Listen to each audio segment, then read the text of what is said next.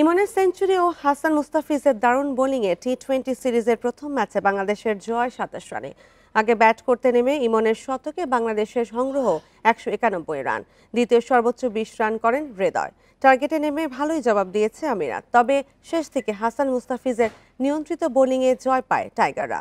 অনবদ্য সেঞ্চুরিতে ম্যাচ সেরা পারভেজ ইমন। অধিনায়ক লিটনের নতুন শুরুতে টস ভাগ্য সহায় হয়নি।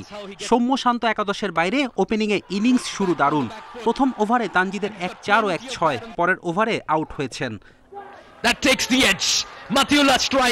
লিটনের সাথে ইমনের জুটি তাণ্ডব চলতে থাকলো ইমনের। মাঝে লিটন ফিরেন নড়বড়ে ব্যাটিংয়ে, নামের পাশে তার ১১ রান। সঞ্জিত শর্মার ১ ওভারে ৩-৬ হাঁকিয়ে বড় ইনিংসের বার্তা দেন ইমন। ক্যারিয়ারের প্রথম 50 তুলে আরও দৃঢ়তার সঙ্গে ব্যাটিং করেন। মাহিদি ব্যাটিং অর্ডারে প্রমোশন পেয়েও লাভ হয়নি। হৃদয় ২০ করে ফিরেছেন, জাকির করেন ১৩ রান। অন্য প্রান্ত থেকে উইকেট গেলেও থামেননি ইমন। ৮৪ রানের সময় বাউন্ডারিতে ক্যাচ দিয়ে ফিরে যাচ্ছিলেন ইমন। নাটকীয় মোড় তখনই। রিপ্লেতে দেখা যায় নো বল, সেঞ্চুরির দারুণ একটি সুযোগ পান। এরপর আর বাধা হতে পারেননি কেউ। ৫৩ বলে তুলে নেন সেঞ্চুরি। পরের বলেই আউট হন ইমন। বাকিরাও দারুণ কিছু করতে না পারায় ১৯১ রানে থামে বাংলাদেশ। টার্গেটে নেমে উড়ন্ত শুরু আমিরাতের। ওয়াসিম মাহিদির ১ ওভারে নেন ১৯ রান।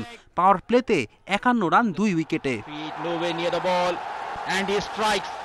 রাহুল চোপড়ার ৩৫ রানের ইনিংসে চাপে পড়ে বাংলাদেশ। তার বিদায়ের পর হাল ধরেন আসিফ।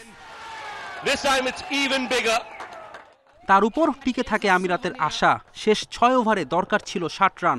আসিফ আউট হলে সব আশা ভরসা শেষ হয় স্বাগতিকদের। হাসান নেন ৩ উইকেট, ২টি করে উইকেট নিয়েছেন মুস্তাফিজ ও তানজিম। ফেরদৌস ইসলাম, ইন্ডিপেন্ডেন্ট নিউজ।